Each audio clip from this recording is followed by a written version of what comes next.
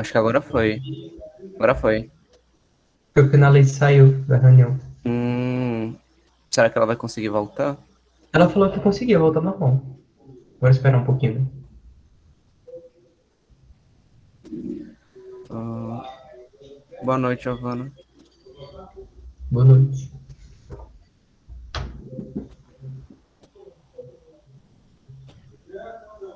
Então, Arthur, tu quer ir começando ou quer esperar? Não sei, espera um pouquinho, né, pra ver se ela volta, pra não perder. Tá, deixa eu ver se ela fala alguma coisa no grupo.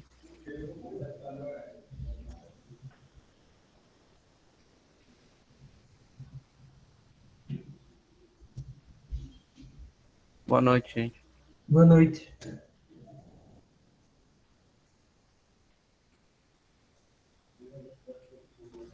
Atualizou no filme. Pois é.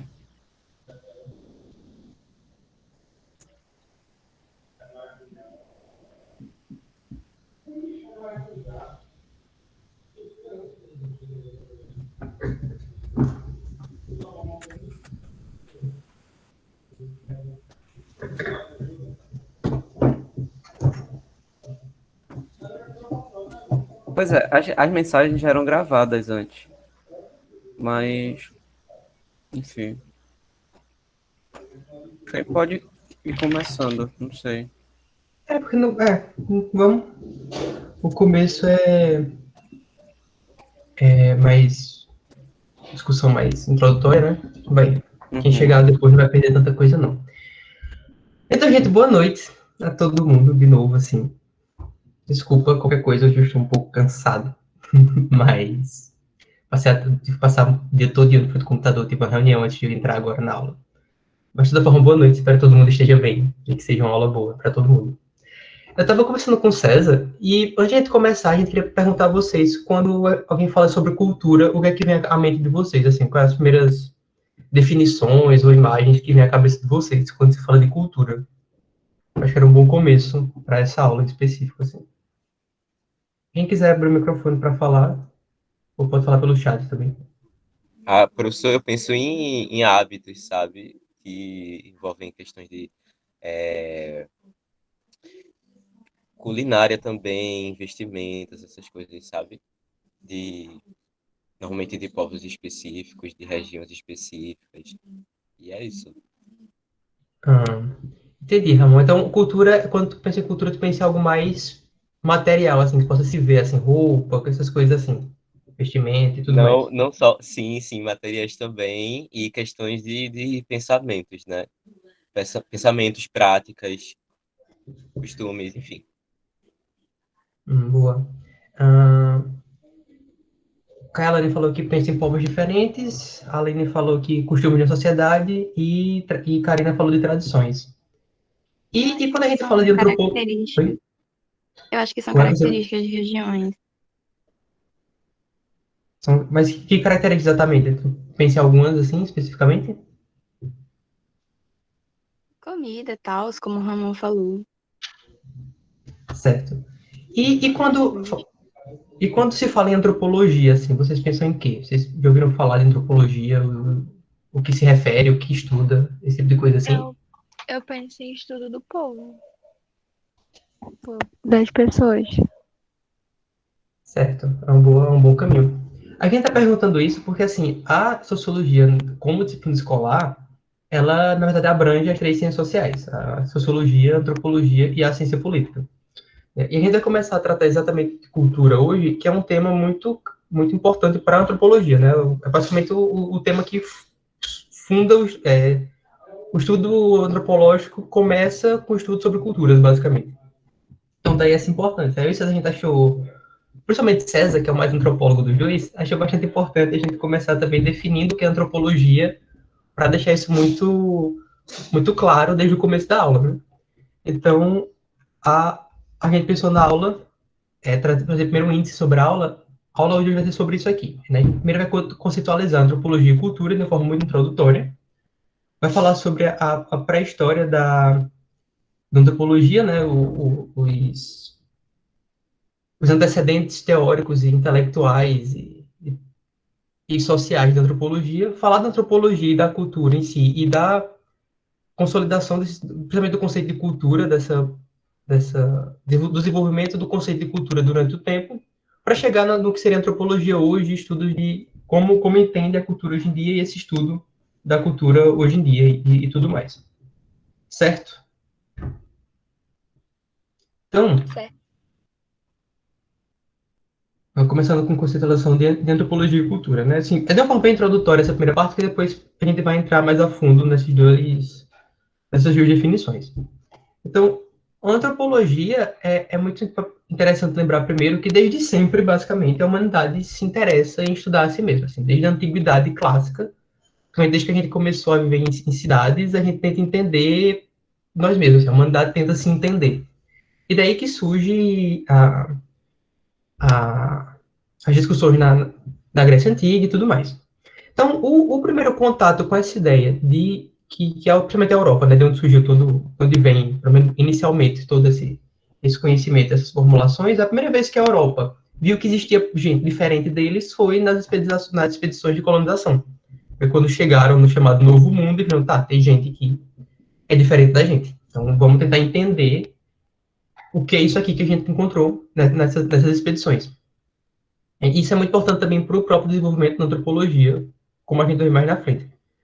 Mas talvez que agora fique claro os dois aspectos. Assim, desde sempre, a humanidade se interessa em estudar a si mesma, e que com as expedições de colonização teve esse primeiro contato da Europa com o Novo Mundo, e essa necessidade, então, de estudar o diferente, essa galera que encontraram na expedição de colonização, que eram bem diferentes deles mesmos. E é importante para a colonização, como a gente vai mais na frente também, porque tem que se entender para poder colonizar, né?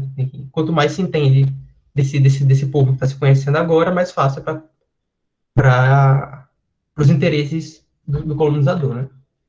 Então, como eu falei, né, os primeiros estudos de antropologia, então, já que esses estudiosos, tá, quem teve esse contato foram os navegadores, comerciantes e o clero que vinha junto com as expedições, né, os catequizadores, mas esses faziam relatos quando chegavam aqui, né, lembrar da carta de Pedro Vaz de Caminha quando chegou por aqui. Então, essa primeira antropologia a gente costuma chamar de antropologia de gabinete, que era um estudo que vinha a partir desses relatos que os primeiros antropólogos tentavam estudar essas sociedades diferentes do Ocidente, né? Assim, não iam a campo, como a gente fala, né? Eles estudavam a partir desses relatos. Então, a antropologia se funda como esse estudo das sociedades não ocidentais, no primeiro momento.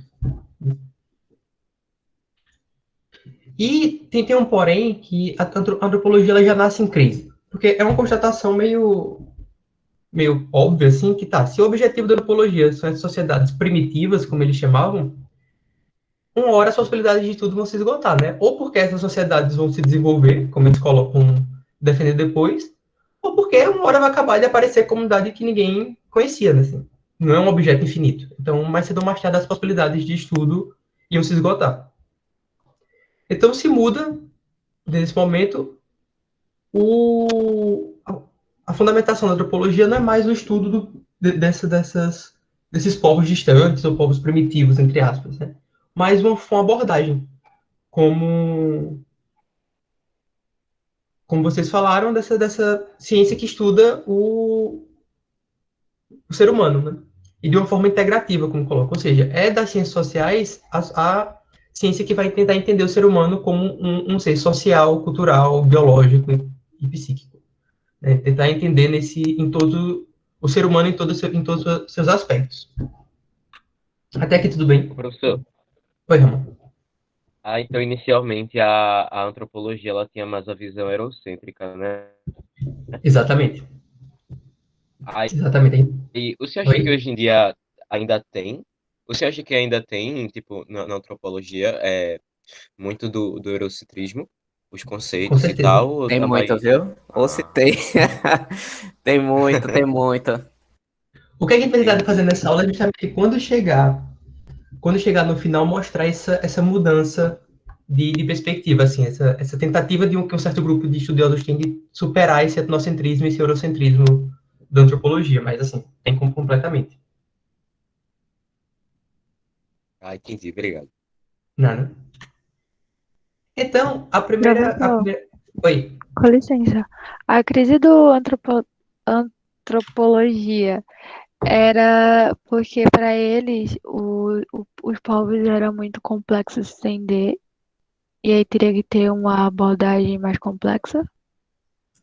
Não, é porque assim, no começo a antropologia se funda nesse estudo desses povos que os primeiros antropólogos, de forma etnocêntrica, como a gente vai ver mais para frente, vão chamar de primitivos, sociedades primitivas. Lembra acho que é da carta de Pedro Vaz de Caminha, que quando chega aqui que fala que é um povo sem rei, sem lei Sim, sim. e sem fé, né? Então são povos primitivos. O problema não é a complexidade desses povos, pelo contrário, os primeiros antropólogos falam que esses povos são primitivos. Mas a crise está no sentido que, assim, uma hora, mais cedo ou mais tarde, ou ia parar de se descobrir outras sociedades, né? Todas as sociedades vão ficar conhecidas, ou as próprias possibilidades de estudo iam começar a se esgotar, né? Não ia mais ter o que estudar em determinada sociedade. Acho Ah, que por isso entendi. que não podia se fundar nesse objeto específico, mas numa forma de entender o objeto na antropologia. Então, quando o antropólogo vai estudar, seja qualquer comunidade, seja qualquer grupo social, vai tentar entender de uma abordagem integrativa, né, que vai tentar analisar todos esses aspectos, né, a cultura, a socialização, questões psicológicas, biológicas e tudo mais. Entendi, Entendeu? obrigada. Não é nada. Professor, antropólogo, então, é a pessoa que estuda a sociedade, é? Também, o que diferencia o sociólogo do antropólogo é muito a abordagem. Eu diria, César acho que pode explicar melhor que eu essa parte, mas é mais a abordagem, assim, enquanto a sociologia vai tentar o sociólogo vai tentar analisar. Lembra que a gente falou, não foi a gente dessa aula, mas possivelmente falaram na primeira aula de sociologia que a sociologia surge com a modernidade. Então a sociologia entende a sociedade moderna de uma forma mais geral. Até os estudos antropológicos mais recentes, eles se limitam a grupos normalmente menores, não tem essa pretensão de analisar grandes fenômenos sociais e tudo mais. Assim. Eu acho que é isso que Arthur tá falando. A grande diferença, assim, na minha forma de ver, é uma diferença um pouco sutil, sabe? No primeiro momento, a diferença é muito clara. É tipo, a sociologia está preocupada com sociedades industriais europeias e a antropologia com sociedades não ocidentais. No primeiro momento. Acho que para distinguir é fácil. No segundo momento, quando a antropologia vai começar a estudar as sociedades ocidentais, tem um choque, assim, há muitos temas da antropologia que são central, como parentesco, religião, poder, enfim, alguns desses temas vão voltar como análise para a sociedade ocidental, mas é muito a forma como analisar isso, sabe? É tipo, a antropologia está muito preocupada, como o Arthur falou, com análises específicas em grupos menores para entender como aquele grupo funciona, para entender como eles compreendem o mundo, quais formas eles usam para se mobilizar no mundo. Então, por exemplo, vou dar o exemplo de uma pesquisa de um amigo meu que trabalha com as Mães pela Diversidade. E ele, que é uma organização para jovens LGBTQIA+. E aí, a pesquisa dele é muito focada nesse grupo específico, sabe? Como esse grupo age, como é que esse grupo pensa, como é que esse grupo se mobiliza, num aspecto muito mais micro. Enquanto a sociologia está um pouco mais preocupada com coisas mais amplas, sabe? Eu acho que é uma diferença de abordagem, né? Tem esse período mais histórico, que é um sociedade ocidental, outro não ocidental, e acho que agora é mais questão de abordagem, como a gente vai ver. Tem alguns métodozinhos que diferenciam.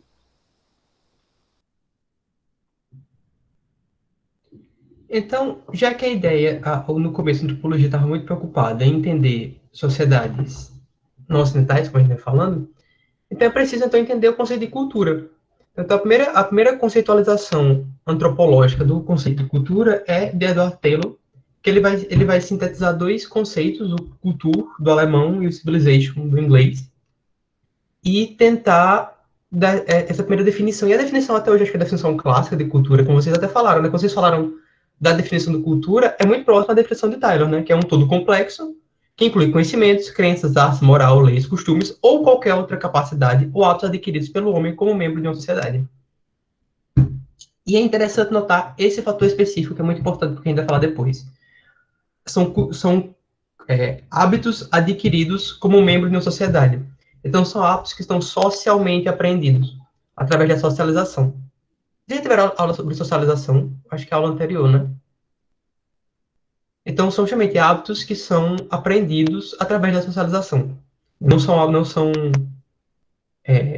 César, a gente estava discutindo sobre a aula, César até falou. Tu lembra, César, qual foi o termo que é paragenético, uma coisa assim, que é para dizer que não é genético, Acho que é extrassomáticos, algo assim. isso, é algo assim, é uma palavra muito complicada para dizer que são hábitos que não são passados geneticamente, mas sim a partir da socialização.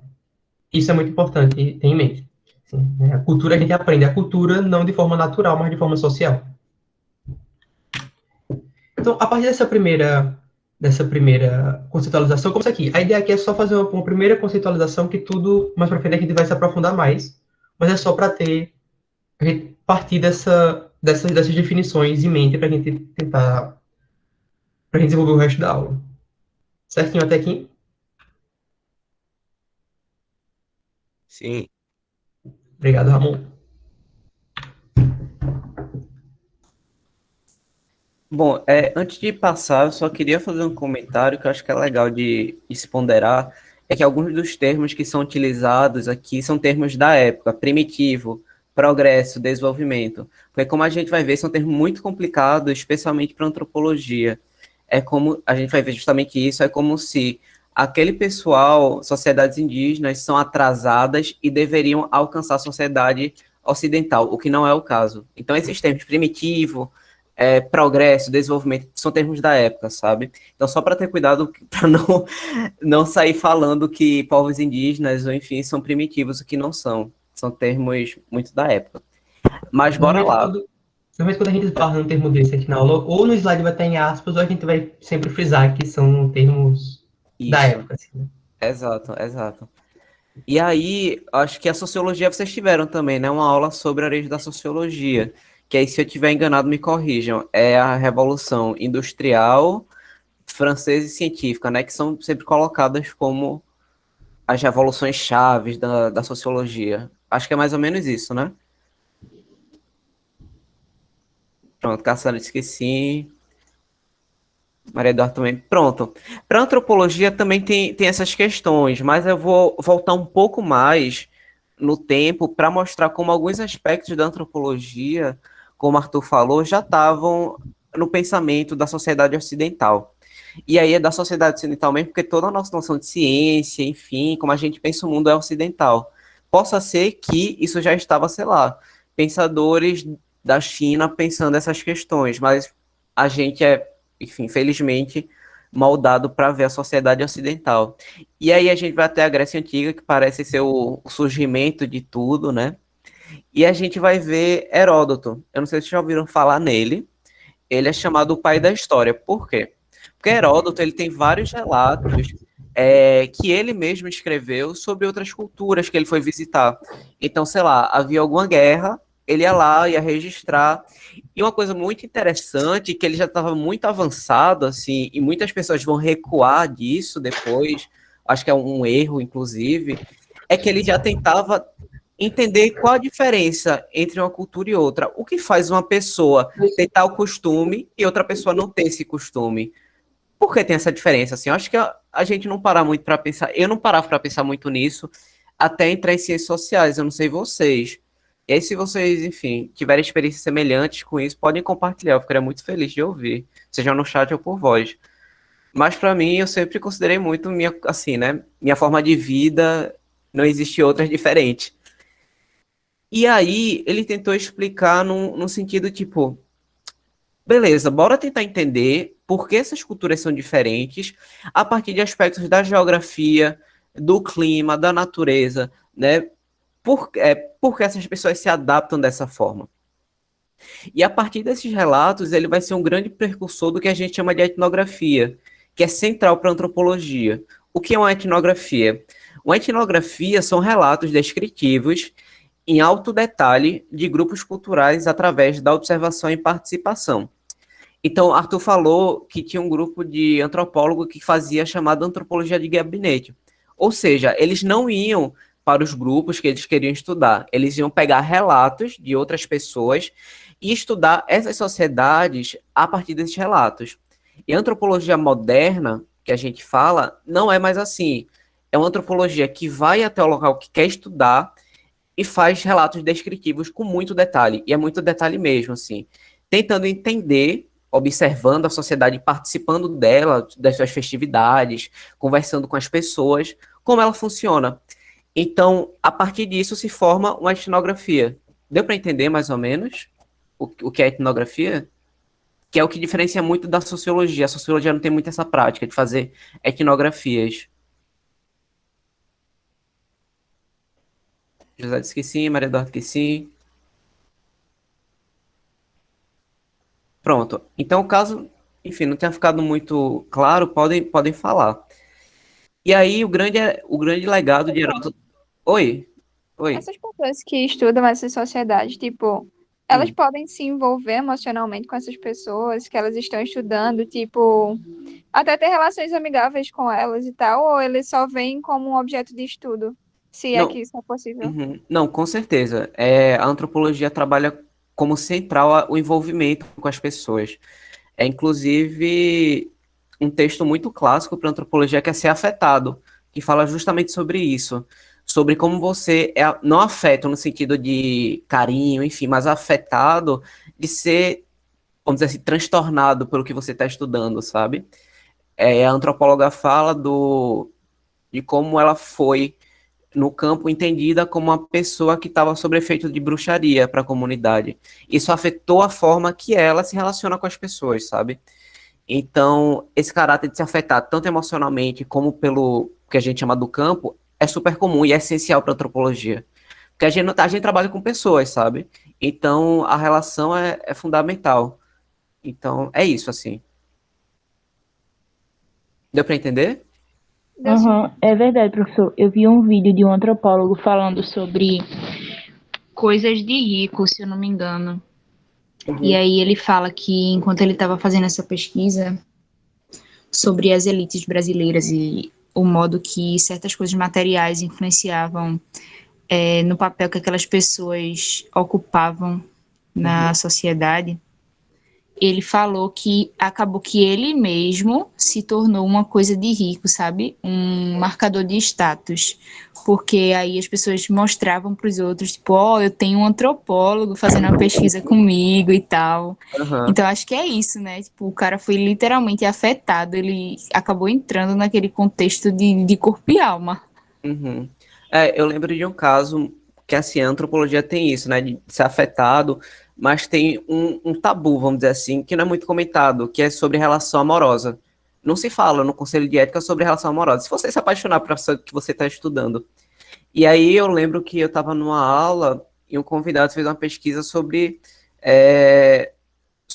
enfim, orgias, práticas orgiásticas, sexo com várias pessoas. E ele teve grande dificuldade para fazer esse trabalho, até que ele teve que participar de uma. Então, isso é um grande tabu, sabe? Porque a gente não fala disso, a gente não fala relação sexual para trabalho de campo, sabe? E é justamente isso, sabe? Esses aspectos de se envolver com o campo são muito complexos, assim. Porque a gente trabalha com pessoas humanas, não é ratinhos em laboratórios. Eu acho que se você brigar com a pessoa que você pesquisa, é bem complicado de reagir, sabe? Então, é mais ou menos por aí. O professor, Oi. assim como a sociologia, a antropologia também, ela teve tipo uma tentativa da imposição da neutralidade, se não me engano, esqueci o nome do termo, é Uhum. positivismo, é? Neutralidade metodológica, eu acho, enfim, mas é baseado no positivismo. Pronto. Vê só, eu acho que a problemática da antropologia, acho que foi um pouco outra, sabe? Acho que teve essa pretensão, mas acho que a grande problemática da antropologia não era a neutralidade, era o etnocentrismo. E a gente vai ver o que é isso mais na frente, que foi o que a gente precisou quebrar para fazer uma antropologia, vamos dizer, da forma que é feita hoje, sabe? Acho que foi a grande questão.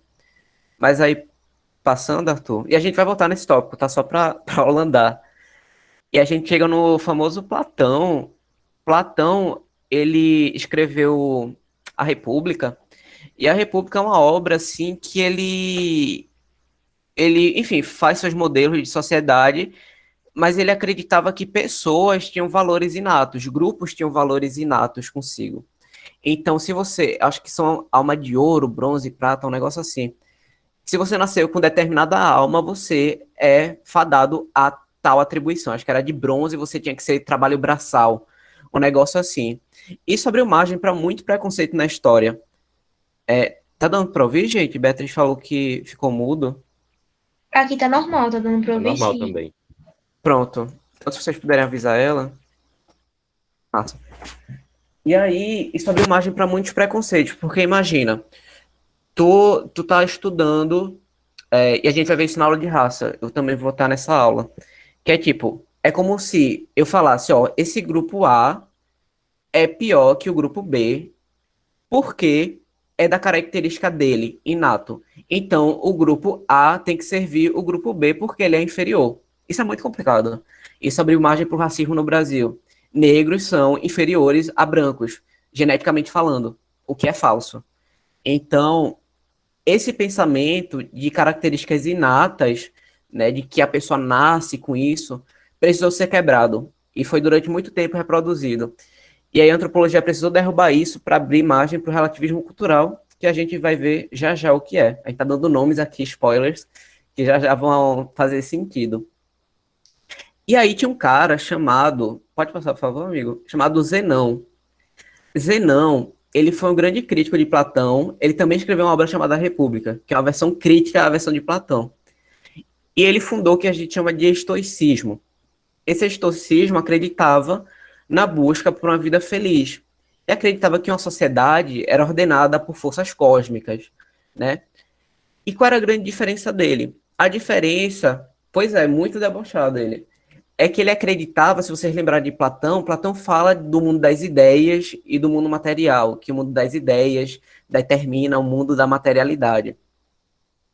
E Zenão, ele faz uma crítica, ele acredita que a única coisa que faz sentido, né, que dá sentido à vida é a realidade material, o que a gente está vivendo, o que a gente está consumindo na vida, da experiência, né?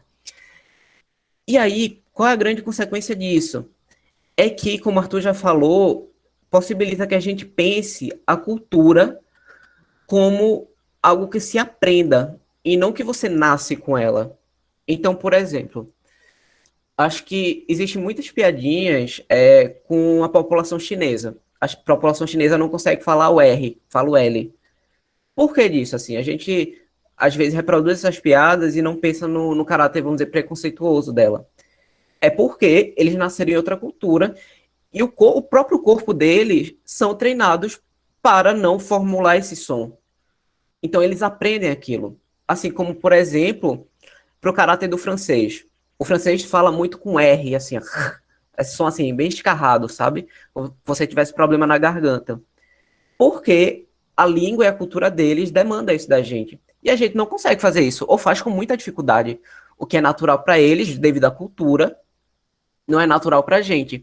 Então isso mostra um caráter da cultura enquanto algo que se aprende e não que se nasce. Então, independente de um bebê ter nascido no Brasil, ele não vai falar português. Ele vai falar a língua de onde ele foi criado. Se ele nasceu no Brasil e foi morar na França, ele vai falar francês, apesar de ele ter na identidade brasileiro. Deu para entender? Deu sim, professor. Meu Deus. Show. Então, é uma grande contribuição que esses autores vão fazer assim para a antropologia, com seus problemas e com suas qualidades. E aí a gente vai para o Renascimento. E aí tem um pulo pela Idade Média, mas a Idade Média acho que não tem tanto impacto assim na antropologia. Tem relações mais filosóficas, mas para entender a formulação da antropologia nem tanto, né? E aí a gente vai para o Renascimento.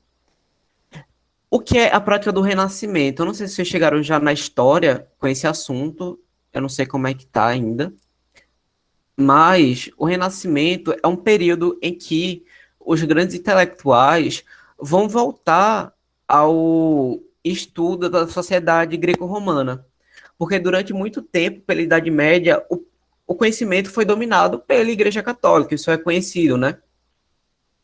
E aí, quando esses autores, pensadores, enfim, voltam a esses autores greco-romanos, eles percebem que a sociedade que eles vivem não é a mesma que a sociedade do pessoal da Grécia, o pessoal de Roma.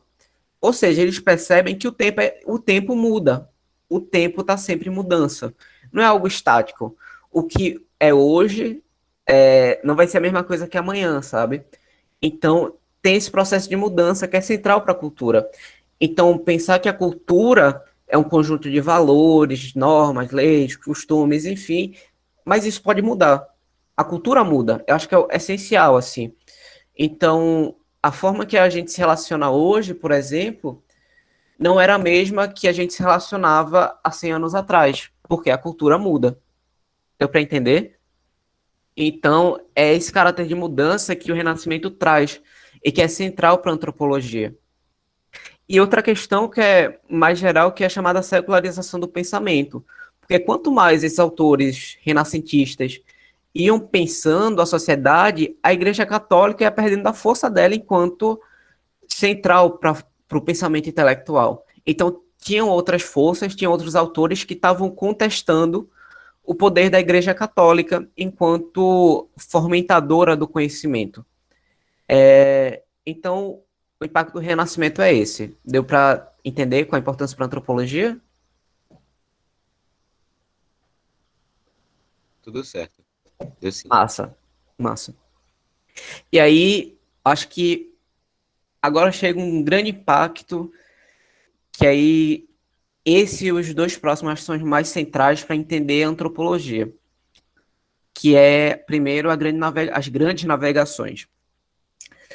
E aí a gente colocou na ficha uma coisa que eu fiquei pensando, assim, quando a gente ia fazendo isso, é como a nossa dimensão de mundo, né, que a gente entende enquanto globo, enquanto terra, muda muito, né? Então, por exemplo,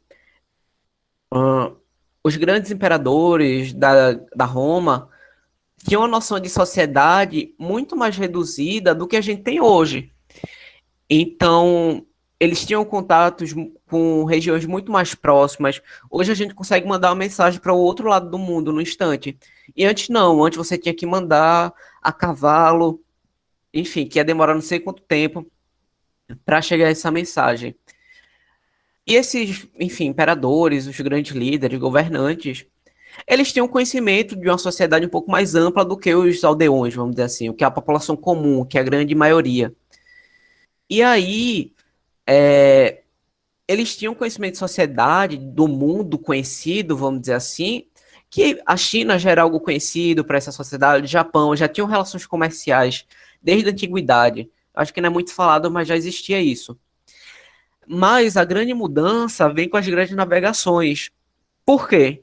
Porque nessa busca, acho que é uma história já muito conhecida, né? Da busca pelas Índias, que Portugal e Espanha vão realizar, eles chegam a um ambiente que nunca foi explorado. E eu não falo descoberto, porque já existia população nessas terras, nas populações indígenas. Eu falo que os europeus nunca haviam explorado essas terras, nunca haviam colonizado essas terras. E aí foi um grande impacto, assim, porque, como Arthur falou no início da aula, era tipo, meu Deus, quem é essa galera? Eu nunca vi essa galera. Esse povo anda sem roupa, o que é absurdo por padrões da época. E, meu Deus, como é que eu vou entender esse pessoal? Como é que esse pessoal é tão diferente do que eu sou? Isso é um momento chave para pensar o surgimento da antropologia. Porque, a partir disso, inúmeras tentativas de explicação vão surgir para tentar entender quem são essas populações indígenas. É tipo, o primeiro momento foi pensar, beleza, essa galera é um pessoal que a gente pode chamar de primitivo. Esse pessoal está mais atrasado em relação a gente. Eles são selvagens. Então, por isso, a gente vai chamar ele de escravos naturais. Ou seja, eles têm que servir aos europeus. E aí, discussão vem, vai, começou as críticas a isso. Esse conceito evoluiu, né, mudou porque a gente chama de filhos naturais. Ou seja, esses povos indígenas surgiram enquanto uma população que poderia ser salva através da religião.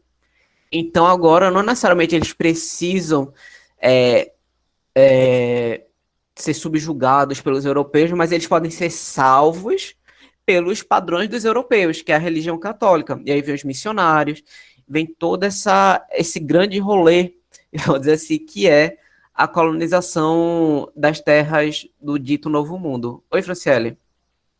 Professor, tipo, tem índios em outros lugares, né? Tipo, não é só no Brasil. É Uhum. muito diferente, o dos do Brasil e os de outros lugares? Pronto, a gente vai falar sobre isso, que é o conceito de etnia. É, tem bastante diferença, porque cada etnia, e a gente vai explicar o que é isso, é caracterizada por ter costume diferente. E existem milhares de etnias, sabe? E quando a gente fala, por exemplo, povos indígenas como etnia, por exemplo, o que é uma etnia? Yanomami, que eu acho que está muito nos noticiários, devido à luta com garimpeiros, é uma etnia. A etnia é Yanomami. Você tem em Pernambuco a etnia Funiô. Porque são nomes diferentes, então são todos povos indígenas. Porque eles têm costumes diferentes, têm formas de ver a sociedade diferente. E aí, por exemplo, em África tem o povo Zulu, a etnia Zulu, que também são outros grupos tradicionais de ter forma de enxergar a sociedade de perspectiva diferente. Então, cada etnia, cada povo indígena tem sua forma de ver o mundo diferente. Então, é muito complexo, assim. A gente acha que tudo é índio, que é um termo super complicado, quando na verdade são povos, são diversos povos, são diversas etnias. E aí eu não sei se tem algum aluno ou aluna indígena aqui, caso tenha, seria incrível. Ô, Mas, professor, é por isso que não oi. pode mais se usar o termo índio, né? Que É antigamente uma, a gente ouvia muito, sendo que uma amiga me falou que é uma coisa bem restrita, né? uhum. É, porque tu coloca diversas culturas diferentes em um mesmo termo. E não faz sentido, sabe? É justamente isso. A gente não usa mais o termo índio, apesar de, sei lá, ter o Dia do Índio, porque é um nome muito antigo já. Mas é um nome muito complicado, sabe? Justamente por isso. É isso, Aline.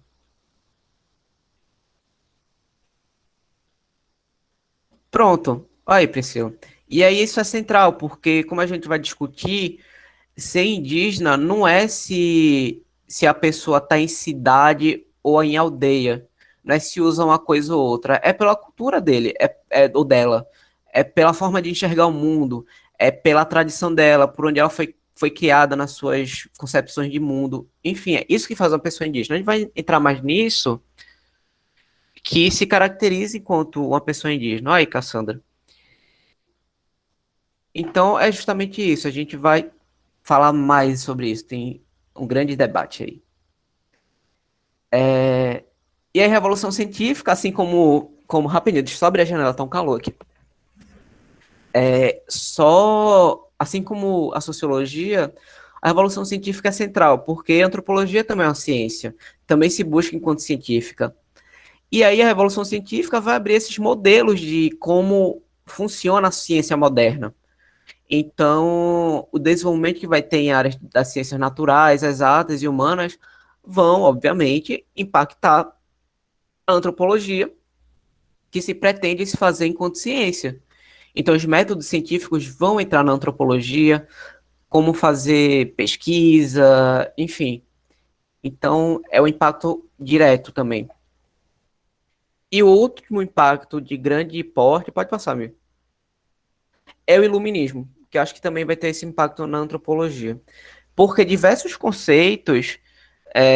Isso, Ramon, exato, exato.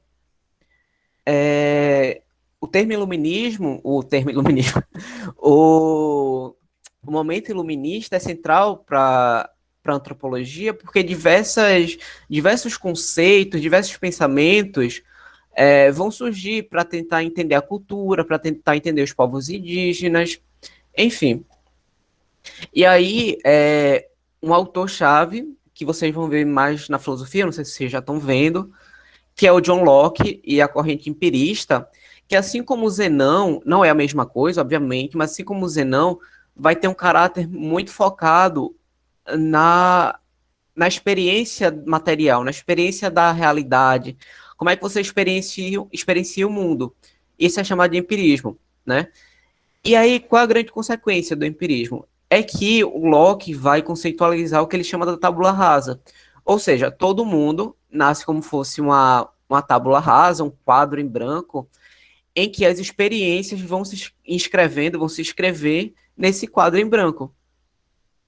Então, isso é central porque, assim como o Zenão, possibilita entender que a cultura você não nasce com ela, você aprende uma cultura, você aprende através da experiência. Então, é algo muito semelhante com o Zenão. Então, são correntes diferentes filosóficas, têm suas particularidades, mas o central de ambos é isso, é a experiência como construtora da realidade. E aí você vai ter também Rousseau, que é Jean-Jacques Rousseau, que vai pensar, assim como outros autores, mas acho que ele é o mais conhecido com isso, pensar sobre os povos chamados selvagens na época, que ele vai, então, intitular o mito do bom selvagem. Não ele vai intitular, mas o que ele faz é conhecido enquanto o mito do bom selvagem.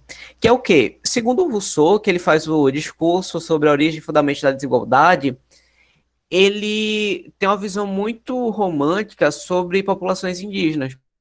Ele acredita que a população indígena estava desaparecendo e que eles viviam melhor que todo mundo, porque eles eram os primitivos, eles eram bons. Enfim, uma visão super romantizada. Isso ficou conhecido como se eles fossem os bons selvagens. Então, ele acreditou justamente nisso. A vida no passado, primitivo, era melhor. E a gente que está na Europa somos todos degenerados. E o que é interessante, por um lado, pensar que ele está fazendo uma crítica à sociedade europeia na época. Porque é algo que a gente, não, quando trabalha o Rousseau, não pensa muito. Ele está fazendo uma crítica como a sociedade europeia é constituída, apesar das formas erradas que ele faz, né? Fazendo de que povo indígena é selvagem, enfim. Mas ele faz esse caráter crítico da sociedade europeia. E outro aspecto chave, que vai ser o gancho para que vai ser o gancho para Arthur entrar, é a história universal. O que é a história universal? A história universal é uma gama de autores que vão buscar pensar, através de um aspecto histórico, como a sociedade era organizada, quais eram as fases da sociedade, como a sociedade se organizava. Então, isso vai ter um impacto, por exemplo, no positivismo, que acho que foi o Ramon que citou. Positivismo bebe muito desse momento da história universal, buscando fases para compreender o mundo. Eu não sei se quem ministrou a aula falou sobre isso, mas Conte pensava em perspectivas de como ver a sociedade, perspectivas evolutivas da sociedade, uma história universal da sociedade. Você vai ter uma fase que é chamada de metafísicas, uma fase que é religiosa e uma fase que é positivista. Então ele está falando de fases que a sociedade iria passar para chegar a um processo evolutivo, um progresso. A ideia de progresso vem da evolução, do evolucionismo cultural que a gente vai falar já já.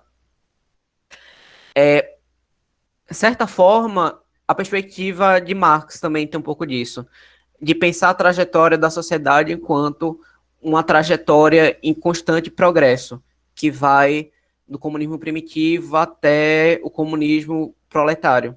É uma trajetória que vai de forma progressiva crescendo. Isso é central para a antropologia, como a gente vai ver por causa do evolucionismo cultural. E aí, Arthur entra, que é a parte dele agora. Se vocês tiverem alguma dúvida sobre isso, só falar. E eu ia começar a falar com o microfone desligado, pois um grande clássico de coisas remotas, né? Então, isso que você está falando, dessa concepção de uma história universal, ela fundamenta as primeiras interpretações desse novo mundo. Lembra que tudo que a gente está falando até agora é essa ideia da Europa vendo que eles não são as únicas pessoas do mundo. Assim, tem pessoas muito diferentes dele. Então, dessas primeiras produções, a gente sempre destaca três, esse trio, assim, que é Morgan, Tyler e Fraser, né? Lewis Henry Morgan, Edward Taylor e James Fraser. Então, os três, sim, guardadas as devidas diferenças, óbvio, os três têm como ponto comum essa ideia de uma evolução cultural. Que tá, se são muito diferentes da gente, e tem costume, sei lá, exemplo, quando os portugueses chegaram aqui, os povos indígenas estavam todos sem roupa, né, assim. Então, como assim um povo que não tem roupa, assim? Como assim eles não chegaram na descoberta da roupa? Então, a primeira interpretação que se faz é que são povos atrasados, daí o termo primitivo. Então, a grande pergunta é, como interpretar essa diferença, então? E a primeira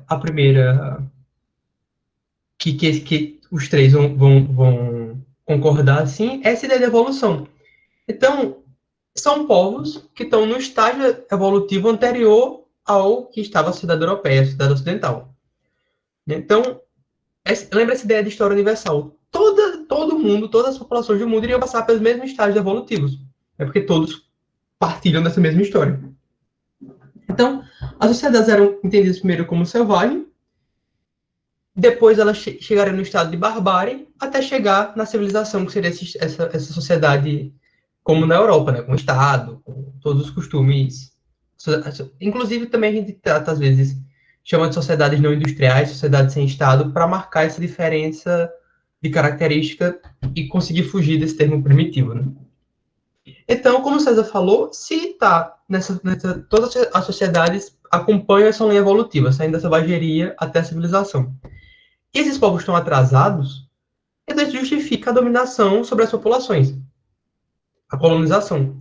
Porque o que César falou disso passa dessa ideia, tá? Eles são nossos escravos naturais, mas a gente também precisa salvar esse povo, essa população. Então, daí também a catequização, como uma característica da colonização, né? Não basta só tirar todos os recursos materiais e de valor, né? Mas também tem que catequizar, porque essa ideia de catequização é aproximar esse povo que era sem fé, como o Pedro Vaz também coloca, para que eles cheguem na civilização, né? Porque para ser civilizado, obviamente tem que ser católico, né? Não pode ter outra religião. Então, é essa a primeira interpretação da diferença que esses primeiros antropólogos fazem. Isso tudo com base em relatos dos navegantes, vale sempre destacar, né? Então, acho que eu separei uma frase, não, separei não. Mas o Fraser fala que para o selvagem seria como um estado infantil da civilização. Então, para saber o caminho que a sociedade europeia fez para chegar onde ela está, é interessante analisar essas sociedades primitivas, porque elas são um estágio anterior. Porque isso que você falou, essa ideia de história universal, todas as sociedades vão passar por esses mesmos estágios de evolução. Então, a partir disso é que é entendido essas primeiras diferenças culturais, né? E aqui, cultura, aquela característica que Taylor define a cultura, ela é entendida como uma cultura universal também. Então, existe uma cultura e os povos vão estar em estágios diferentes dessa cultura. Assim, a ideia é que todo mundo chegasse na civilização, para os europeus, né, obviamente. E a civilização era essa sociedade ocidental que estava descobrindo o novo mundo. Então, a gente trouxe um trecho de um texto aqui para tentar... isso que César falou também, dessa questão do etnocentrismo, né? Essa ideia da Europa se ver como centro como a lente que deve analisar todo mundo, é o que a gente chama de etnocentrismo, né? Usar uma cultura específica para analisar as outras, né? Analisar a partir da sua cultura da qual você está inserido. Então, a gente trouxe um trecho de um texto aqui, e sem Bolsonaro, segundo o Ramon aqui. A gente trouxe esse trecho de um texto que a gente queria propor uma atividade, assim, que era a ideia era a gente ler esses dois parágrafos e pensar um pouco sobre ele, que é o que a gente acha desses costumes que estão relatados aqui. Eu acho que seria bom o César ler em voz alta, né? Não sei. Ou todo mundo consegue ler assim. O que tu acha, César? Eu acho melhor ler em voz alta, que acompanha todo não passo. Pode ler. Então, a crença fundamental subjacente a todo o sistema parece ser a de que o corpo humano é repugnante e que sua tendência natural é para a debilidade e a doença. Encarcerado em tal corpo, a única esperança do homem é desviar estas características através do uso de poderosas influências do ritual e do cerimonial. Cada moradia tem um ou mais santuários devotados a este propósito. Os indivíduos mais poderosos dessa sociedade têm muitos santuários em suas casas, e, de fato, a alusão à opulência de uma casa, muito frequentemente, é feita em termos do número de tais centros rituais que possuam. Muitas casas são construções de madeira, toscamente pintadas, mas as câmaras de culto das mais ricas têm parede de pedra. As famílias mais pobres imitam as ricas, aplicando placas de cerâmica às paredes de seu santuário. Embora toda família tenha pelo menos um de tais santuários, os rituais a eles associados não são cerimônias familiares, mas sim cerimônias privadas e secretas. Os ritos normalmente são discutidos apenas com as crianças, e nesse caso, somente durante o período em que estão sendo iniciadas em seus mistérios. Eu pude, contudo, estabelecer contato suficiente com os nativos para examinar estes santuários e obter descrições dos rituais. A ideia aqui é vocês realmente falaram o que vocês acharam assim desse relato assim sobre o que se trata isso, o que é que vocês têm em mente assim quando após a leitura assim agora. Deixa eu só fazer um comentário rapidinho. É que eu falei de etnografia, esse é um exemplo. Tá vendo que o relato é totalmente descritivo, bem detalhado, e ele fala de um caráter de estabelecer contato. Então ele está observando e está participando. Então isso é um exemplo de etnografia. Acho que fica mais claro para esse exemplo. Mas enfim, por favor, falem.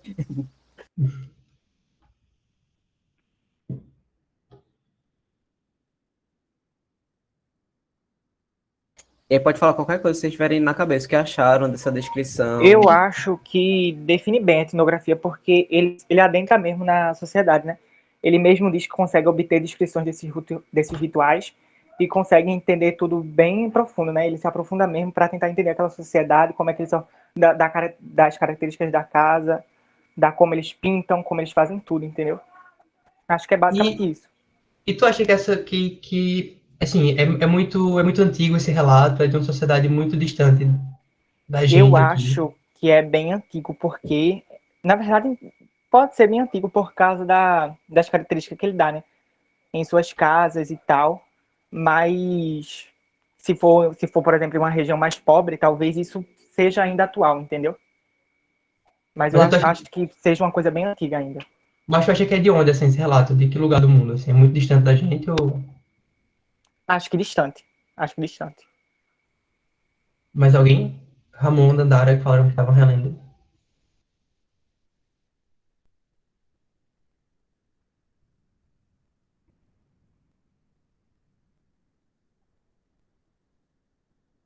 Mais alguém?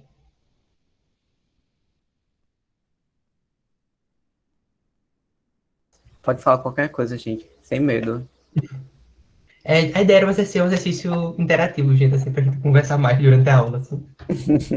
Não podem Assim, falar, né? professor, Fala. eu acho que não é tão antigo, não, porque ele cita uma divisão, né, de classe social aí as famílias mais pobres imitam as mais ricas. Então, eu acho que, por exemplo, se fosse falar sobre se fosse uma análise feita, sabe, por algum colonizador sobre povos nativos, eu acho que já não se aplicaria, porque eu acho que pelo menos nas aldeias, né, não tinha essa divisão de classe. Então, eu acho que não é tão antigo, não, sabe? Acho que já é um negócio mais para frente, mas Até também pela não tão linguagem recente. usada. Não Sim, parece uma linguagem muito antiga de ser falada. é real. Mas pode ser que esteja adaptada, né? Então, não sei. Mas Mas, vocês acham enfim. que seria uma sociedade mais distante, mais próxima da gente, muito diferente da gente? Não, não acho que seja muito diferente, não. Eu, enfim, eu não sei. Mas eu acho que tem características, sim, que Porque se o Brasil é um aproximam com a país sociedade de da tamanho gente. continental, né? Então tem muita cultura dentro, tem muito tipo de Sim, religião, de coisa. exatamente. Então eu acho que poderia Exatamente. ser bem próximo.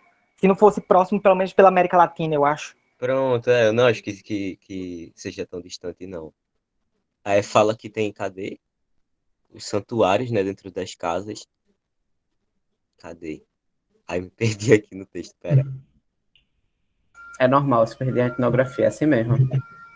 Você tá entendendo como a pessoa sofre. Eu passei todo o meu curso em ciências sociais sem entender antropologia, gente, tá tudo bem. Quando eu lembro de, tipo, santuários dentro de casa, eu lembro de uma religião que tem na China. Eu esqueci o nome dela, mas eles sempre têm um santuário dentro de casa e tem até uma espada também nesse Me lembra santuário, uma muito coisa assim. também cultura indiana. Eles têm muito essas coisas de santuário dentro de Sim, casa, né? é Mas eu verdade. não sei. A Pois quando eu vi cultura Gente, mas o santuário. catolicismo também, porque eu conheço muita Sim, gente católica que tem um exatamente. santuário em casa onde se Também tinha rezia. pensado nisso. Exatamente. Tem muita por estátua causa de da, santos e tal. Assim que naquele eu... negócio para rezar. Não O sei. candomblé Exatamente. também. Ah, Sim, as verdade. juremas, né?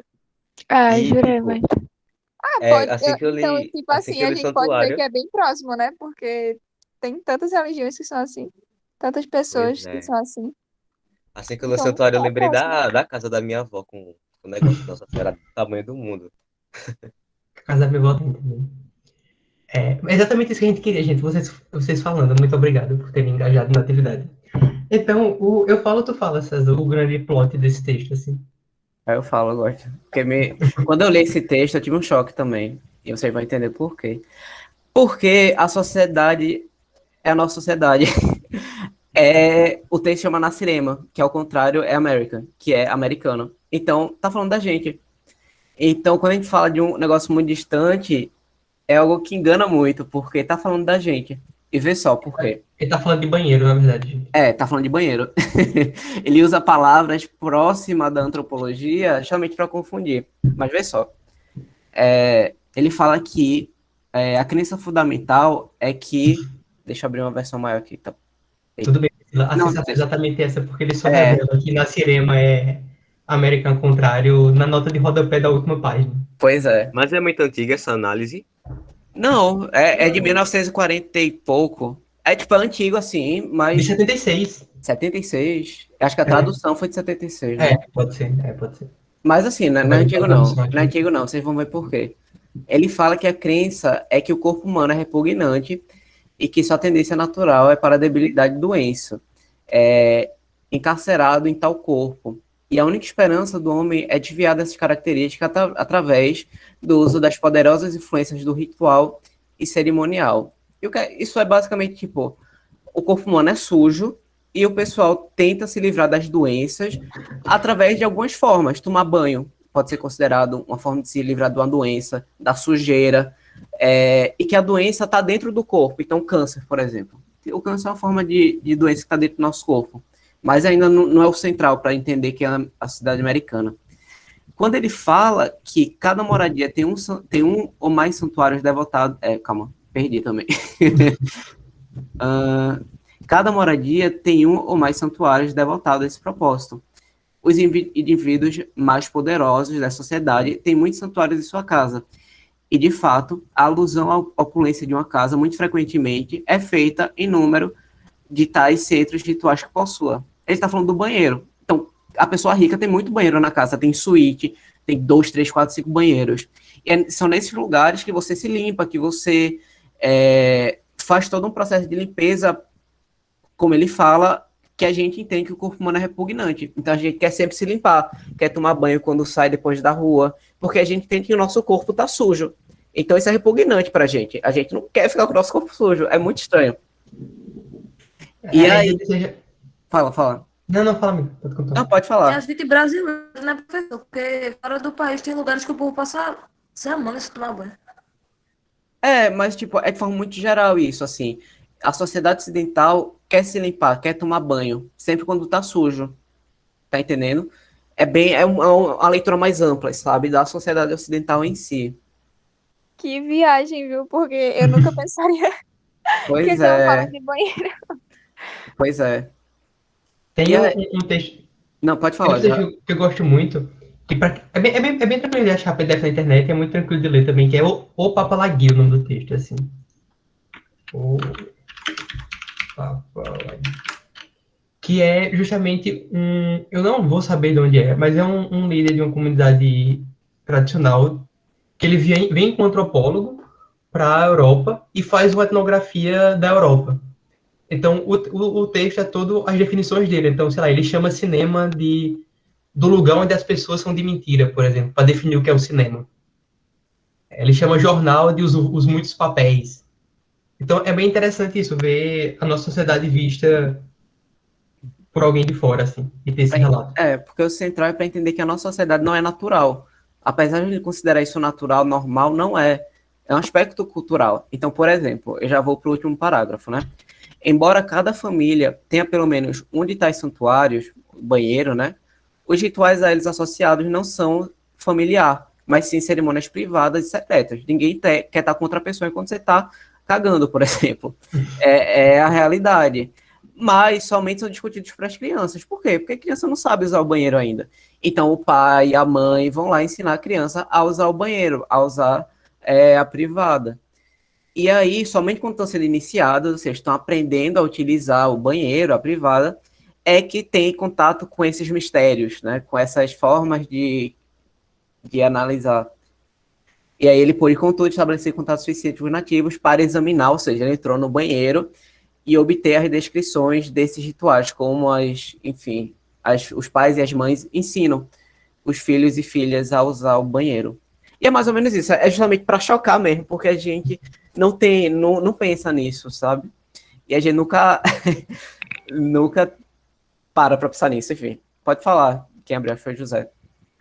É meio que bizarro pensar, porque, por exemplo, se fosse o inverso, se fosse, por exemplo, os indígenas indo para a Europa, eles também iam achar bizarro. Quando eles pisaram aqui, eles acharam bizarro, porque um monte de gente com roupas pesadas, cheio de coisa no corpo, num país subtropical, passando um monte de calor, entendeu? Então, tipo, se a gente inverter esses papéis, eles também achariam estranhos europeus. Tem um texto do Marshall Sahlins que ele fala que é um relato do. Eu não lembro de onde é, faz muito tempo que eu li, mas é justamente a percepção desses povos originários quando os colonizadores chegaram, assim, achavam que os deuses estavam chegando na comunidade. Eu também não vou lembrar o nome do livro, desculpa, gente. Mas é bem Eu isso, acho que assim. é As Ilhas da História, de História. É Né? isso, Capitão isso. Cook, aham. Aham. E é bem doido isso, né? Assim, bem interessante de se pensar. O Papalagio, o livro que eu falei, é justamente isso, assim, é bem legal por causa disso. Então, a ideia de trazer esse trecho aqui, primeiro que o César falou, de a gente perceber que a cultura não é natural, né, aprendida, mas a gente vê como quando a gente analisa, querendo ou não, a gente compara com a nossa realidade, assim. Como muita gente falou, não, mas santuário também tem na casa da minha avó, não, isso parece distante por causa disso. E é sempre colocando, obviamente, a cultura que a gente está inserido. E esse movimento que a gente faz também é um movimento de etnocentrismo, assim, de comparar uma cultura a partir da nossa. E não é necessariamente um problema, assim, sabe? É algo que a gente compara a partir daquilo que a gente está inserido. O problema, porém, do etnocentrismo é quando começa essa comparação e começa a hierarquizar a partir dessa comparação. Então, o que o europeu faz é isso, o etnocentrismo, obviamente, colocar a sociedade na qual, a cultura na qual estão inseridos como esse ponto de partida de análise, mas a partir disso hierarquiza as outras culturas, né? Essa ideia de atrasado e tudo mais. Que tudo isso que a gente está falando desde o começo da aula, basicamente. Essa parte de etnocentrismo ficou bastante clara do que se trata, né? O etnocentrismo e essa ideia de que a cultura é aprendida socialmente. Ficou tudo claro até aqui? Massa. Tá ótimo. Sim. Então, o que é que funda, então, essa ideia de ser sociedades são atrasadas? E o que é que embasa esse argumento? Tem dois determinismos que é muito importante, que é o determinismo biológico e o determinismo geográfico. Lembrando que isso sempre, a gente está falando isso temporalmente localizado, mesmo, no começo do desenvolvimento da antropologia. Então, o determinismo biológico parte desse pressuposto que você está falando, quando ele está falando do grupo A e do grupo B, que são diferenças biológicas, então, que explicam a hierarquia, e que determinados grupos são primitivos ou têm suas limitações a partir das suas características biológicas. E por isso seriam incapazes de se desenvolver. Um exemplo disso, e que com certeza você vai falar na aula sobre raça, que essa ideia chega ao Brasil na ideia quando a escravidão acaba, com essa ideia, tá, então a escravidão acabou, a gente precisa fundar a nação, né? E para que o Brasil se desenvolvesse enquanto nação, as teorias racialistas, principalmente do século XIX, principalmente com Lino Rodrigues também, que é um autor, um médico e tal, vai colocar que a miscigenação é o grande obstáculo do desenvolvimento do país, porque os negros são moralmente e intelectualmente inferiores aos brancos. Então, quando está miscigenando, está só degradando a sociedade brasileira. Essa ideia chega no Brasil, essa ideia de determinismo biológico. E é interessante ver como essa ideia chega e é operada aqui também. Fala, Franciane. Professor, só uma pergunta assim, tipo, aleatória, não tem a ver com o que você está falando agora, mas tipo assim, eu fico pensando, o que é as castras? Se é mais uma questão cultural ou é mais uma questão política? Eu acho que é os dois. Sim, são coisas culturais e também políticas. Assim, uma coisa não. A forma de organizar politicamente também é cultural. Como o César falou, a questão de parentesco, assim, exemplo, aqui a gente sabe que somos parentes da família do nosso pai, parente da família da nossa mãe, temos mobilidade social, né? Mas, por exemplo, em sociedades que não têm Estado, como a gente conhece, a própria questão política e de herança é organizada a partir do parentesco. Então, são formas diferentes de organizar a sociedade. Então, as castas têm a ver com... É cultural, mas também é política, e é política porque é cultural. Deu pra entender? Deu sim. Isso é uma questão muito difícil de mudar, né? Tipo, na Índia mesmo ainda tem isso, né? E é, tipo, bem horrível. Sim, eu Porque não vou saber... você meio que nasce pra ser aquilo que você é. E, tipo, se você nasceu pobre e passa fome todos os dias, você vai continuar assim. Não tem como mudar, não tem como elevar isso. É muito louco isso. Uhum. Acho que também uma coisa para tentar, falou um termo, acho que doido, louco, enfim, não sei. Mas é também que a gente compreende a sociedade oriental a partir de construções do Ocidente. E muitas das vezes essas construções são preconceituosas, sabe? A gente não tem muita noção de como o Oriente funciona, justamente por preconceito que a gente arraiga na gente. Eu não estou falando que tu foi preconceituosa, não, mas eu estou atentando para isso que a gente vai.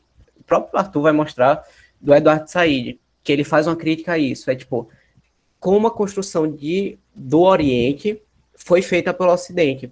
E aí eu lembro de um exercício que eu fiz logo quando entrei no curso, que era tipo, estava conversando com o Arthur isso, mutilação genital feminina, você é a favor ou contra, direitos humanos ou não? E aí era uma grande sacada, porque tipo, meu Deus, quem vai ser a favor de mutilação genital feminina? Tá cortando, tá mutilando uma mulher. Isso é um absurdo de se pensar pelos parâmetros de direitos humanos. E aí, uma reflexão que a gente teve na aula era tipo, beleza, tu tem isso, que para os nossos parâmetros de costume é muito estranho, é contraditório, você normalmente não vai ser a favor disso, e é compreensível, porque você está dentro de outra cultura, mas a professora fez a gente refletir que, tipo, ok, se você vai ter que fazer esse processo de mudança, beleza, agora a sociedade não quer mais mutilação genital feminina, como já estava tendo esse processo. Quem deveria fazer isso? Era alguém de fora, que deveria impor seus costumes para essa sociedade, ou era o próprio movimento de mulheres da sociedade que tinha esse processo cultural de mutilação? E aí a gente teve que tensionar isso, sabe? Teve que balancear isso. E a resposta pendia um pouco mais. Tem que ser as mulheres daquela região que mudem esses costumes e não seja uma prática, novamente, colonizadora de ver o mundo. A gente deve falar mais disso quando chegar em relativismo cultural também. Uhum. E acho que essa discussão vai ficar mais clara também. E um outro tipo de determinismo é geográfico, parte do pressuposto, então, que as sociedades estão limitadas ao seu território e às possibilidades daquele território, né? Então, assim, está num lugar que tem poucos recursos naturais, em teoria, segundo o determinismo geográfico, a sociedade não iria se desenvolver porque não tem condições materiais para se desenvolver. Então aí chega Franz Boas, e eu adoro essa foto. Eu queria dizer isso, assim, eu gosto muito dessa foto do Franz Boas, que vai pensar, tá, mas peraí, é de fato uma única cultura ou cada sociedade tem uma cultura? Porque até aqui, até então, é aquela ideia que você falou de história universal. Então chega Franz Boas e fala, não, peraí, são culturas, que ele funda a corrente chamada culturalismo. A gente não pode entender determinada sociedade a partir da nossa cultura, da visão etnocêntrica. Né? O relativismo cultural é o oposto do etnocentrismo. É tentar entender essa cultura em si, e não comparando com outra. O que ele vai deixar claro, não sei um pouquinho no slide, não, mas que isso tem na ficha, é que toda cultura é coerente se analisada em si mesmo. Por exemplo, o que César falou sobre mutilação genital feminina, por exemplo. Dentro daquela cultura, dentro da religião específica, vão ter discursos que vão justificar aquilo. Não estou dizendo aqui que é justificado no sentido de achar que é correto e tudo mais. Como o César falou, tem um movimento lá que é contra isso. Mas é pensar que tem uma lógica que chega nesse comportamento. Então a gente tem que entender a lógica interna da cultura, e não comparar essa cultura com outra. Ficou claro essa parte? Professor, mas era tipo, nessa religião era alguma consequência por algum ato errado? Ó, eu não vou saber, não. Isso, assim. Sabe, César? Ali eu também não vou saber te dizer, assim. Pode A pesquisar motivação. Oi. A Tudo bem, professor, mutilação depois do Google. vaginal, não, Isso, isso. Era esse caso. Do clítoris. pelo Que não seria um castigo. Eu acho que é uma questão mais de tipo, reforço a misoginia mesmo, que aquelas pessoas Eu lembro que era algo em se relação. e tal. Eu lembro que era algo em relação a uma concepção de prazer daquela sociedade. Aham. Era algo assim. Eu não tenho Eu certeza. vi em um dos relatos de uma pessoa, das pessoas que vivem lá, que tá lutando contra isso, que era como se fosse guardar as crianças, as mulheres, para os atos sexuais com o seu pretendente. E normalmente seus pretendentes eram pessoas bem mais velhas. Era para elas não fazerem nada com outras pessoas a não ser o pretendente que elas estavam destinadas. É uma coisa bem cruel pelo vídeo pelo documentário que eu vi. Mas assim, outros casos super extremos, assim, mutilação genital feminina é um extremo do extremo que a gente teve que refletir sobre, sabe? Como pensar essa grande problemática. E logo no primeiro período, foi um negócio bem doido. E aí Arthur vai trazer um caso mais. Porque a ideia é essa. Isso é o que Boa chama de relativismo cultural. É a gente entender que cada cultura vai ter os seus termos e contextos para que se justifique determinados costumes. E, de novo, justificar no sentido de ter quais foram os processos históricos que acarretaram nesse tipo de costume. Assim. Isso que a gente está tentando entender, seus motivos e tudo mais. E que toda cultura deve ser analisada dentro desses termos, para poder entender o que é que ela. Isso que você falou. A mudança não deve ser de um agente externo que chegue e diga que isso está errado e deve mudar, mas internamente, porque é um processo inerentemente cultural a mudança também, como a gente vai ver. Então, e aí eu trago o exemplo que é, e quais são os limites do relativismo cultural, então? Sabe assim, isso que a gente está falando, como a gente entender um costume, então, tudo pode, e eu queria a opinião de vocês também, assim, acho que foi Ramon que falou que ia falar sobre o hijab, né, então, quer começar, Ramon? Não, é porque quando tava falando sobre essa questão do relativismo, eu pensei logo, sabe, no desse hijab, né? Hijab, não sei. Enfim, eu pensei logo nisso, porque pessoas fora da religião criticavam, entende? Falaram, ai, não, tira isso, não sei o quê, é um ato de liberdade, pipipi, popopó. Sendo que, ao mesmo tempo, né, desrespeitava a cultura delas, sabe? De começo eu pensava assim também, tipo, eu ficava, meu Deus, elas são obrigadas a usar isso, e não sei o quê, não sei o quê, não sei o quê. Só que depois de ter visto vários vídeos de pessoas muçulmanas e tal, eu comecei a compreender, sabe? Tipo, faz parte da cultura delas, elas têm conhecimento, tipo, eu não vou dizer todas assim, né? Mas, tipo, acho que eu vi, sabe, falando sobre. Tinham conhecimento, sim, de algumas questões que envolvem isso e tal. Mas elas preferiram usar mesmo e pronto, porque faz parte da cultura delas e é a religião que elas cultuam e é isso. Eu trouxe esse outro exemplo que eu achei que seria o mais conhecido assim.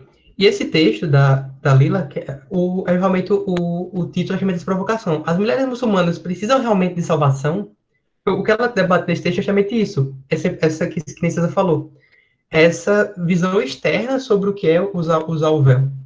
Né? E isso que não tira porque é o estado da liberdade e tudo mais. Mas nesse episódio do Projeto Humanos, não sei se alguém conhece aqui o Projeto Humanos, nessa temporada, Ivan conversou sobre pessoas muçulmanas que estavam no Brasil.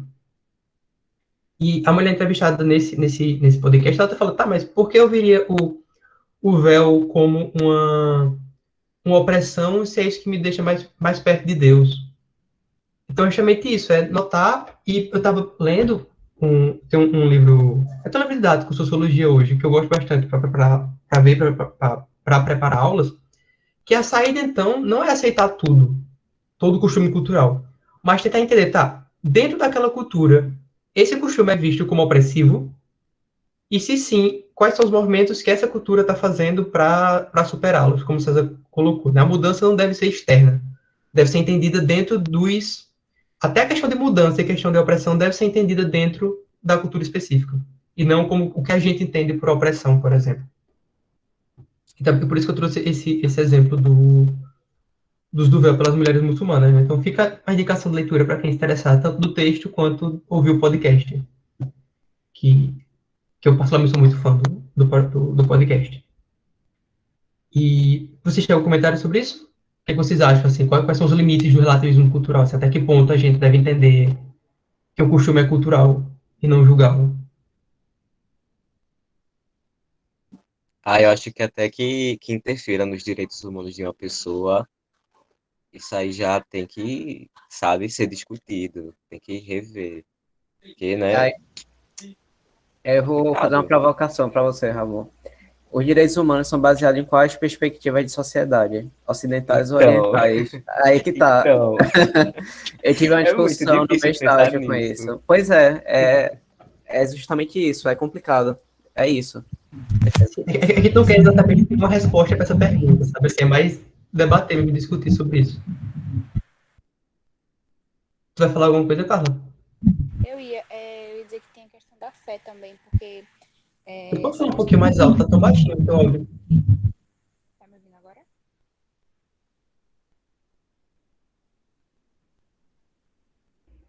Carla? Eu ouvi, mas ficou bem baixinho. Mas pode falar. Pronto, vê. Eu ia dizer que essa questão da fé também interfere nessa questão dos direitos humanos, porque mesmo sendo de uma perspectiva ocidental, o cristianismo, por exemplo, se você for ver algumas coisas que estão escritas na própria Bíblia, tipo, não são de acordo com os direitos humanos. A gente tem que pensar que, além da questão cultural, eita, acho que não estou me ouvindo. Tá bem baixinho, mas tá dando para entender. Pronto. Aí, tipo, além dessa questão do relativismo cultural Oriente, Ocidente, também tem coisas que a gente tem no nosso cotidiano que, apesar de ferirem os direitos humanos, a gente não percebe, sabe? O próprio catolicismo, que é a religião predominante no Brasil, tem diversas práticas e diversos dogmas que vão contra os direitos humanos, de liberdade, de expressão, e dentre outras coisas, né? Então, acho que o relativismo cultural, na minha opinião, o limite dele, acho que seria o lugar onde você afeta o outro, sabe? Não sei se deu para entender. Por exemplo, o lugar onde você se deixa levar, tipo, pela a sua cultura da outra, por exemplo. A questão da expansão do islamismo. O jeito que eles transformaram na crença, na cultura, uma situação de guerra, sabe?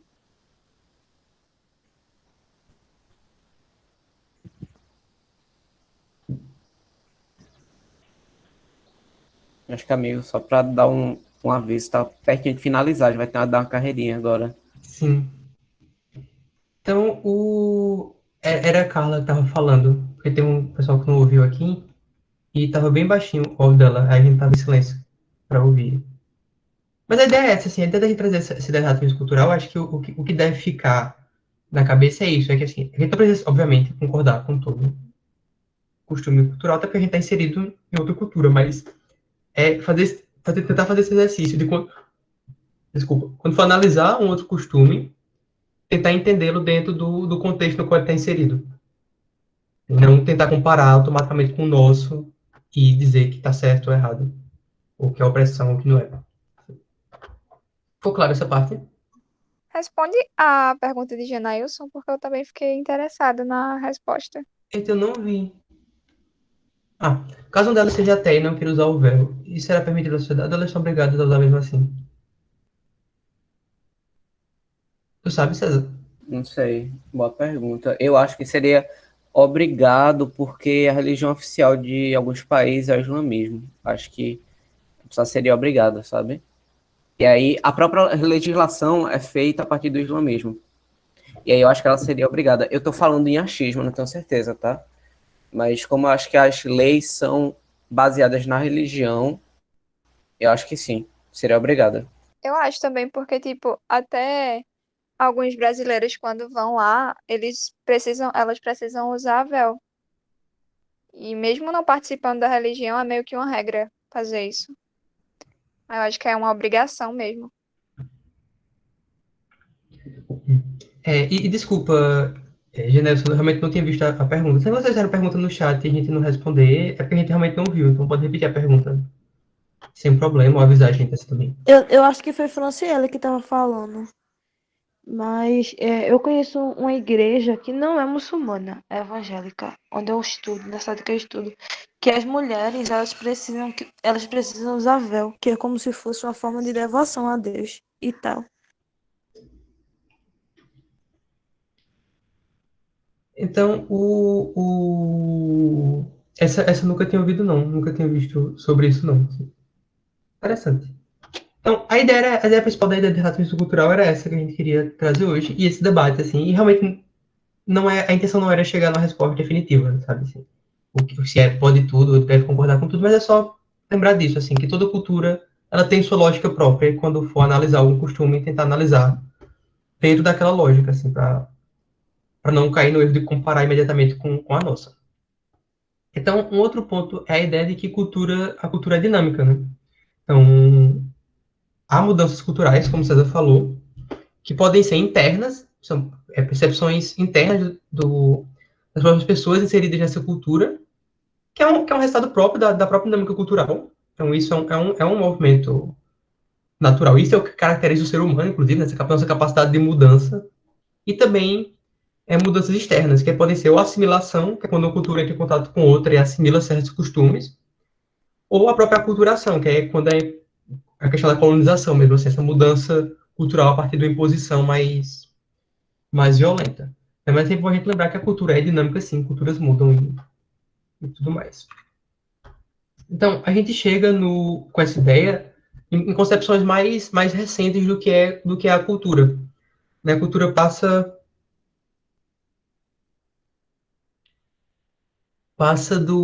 cadê, Genésio? Falou assim, então, poderíamos falar de uma opressão sofrida por essas mulheres, por essas mulheres referente a ser negado a elas o direito de escolha mediante um sistema político pautado no poder divino? Acredito que sim. E principalmente, vendo a discussão que a autora fala naquele texto que eu trouxe aqui, as mulheres muçulmanas perdem salvação, é justamente essa, assim, é tentar entender qual é a concepção dessas mulheres, assim. Antes de pré-julgar se é uma opressão ou não, tentar entender, tá, mas como é essa visão internamente, sabe?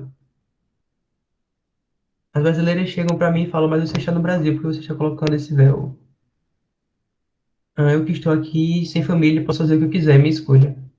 Tu viu isso? Esse é de onde, Priscila, essas citações?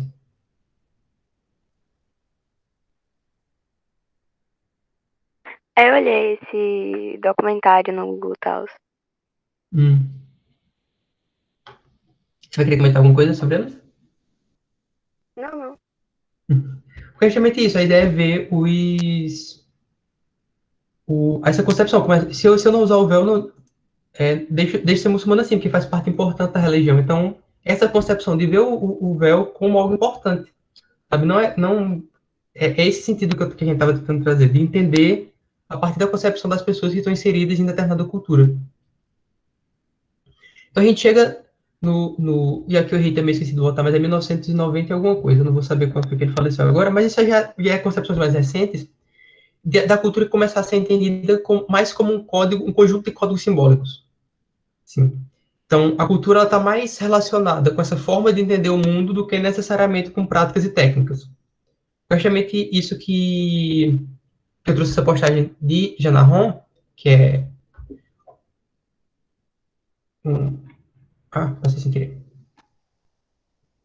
um indígena que ele vai falar isso, que ele usa o Instagram para produzir conteúdo, é tatuador, inclusive, e ele traz essa, poxa, o equívoco que os indígenas estão perdendo a cultura, porque não se pode perder uma cultura, assim, a gente não perde a cultura por causa disso, porque é a forma de enxergar o mundo. Então, mesmo com o uso de tecnologia, por exemplo, em 2018, eu acho, 19, até quando eu dei aula de cultura, quando eu estava fazendo estágio, deu um rebuliço no Twitter, porque tinha um líder indígena, que eu também não vou lembrar, que a minha memória é muito ruim, gente, desculpa, que estava usando o Apple Watch. E a internet colapsou, assim, a galera falando, como assim, usando Apple Watch, não sei o quê. Mas o uso de tecnologia não muda a forma que ele enxerga o mundo.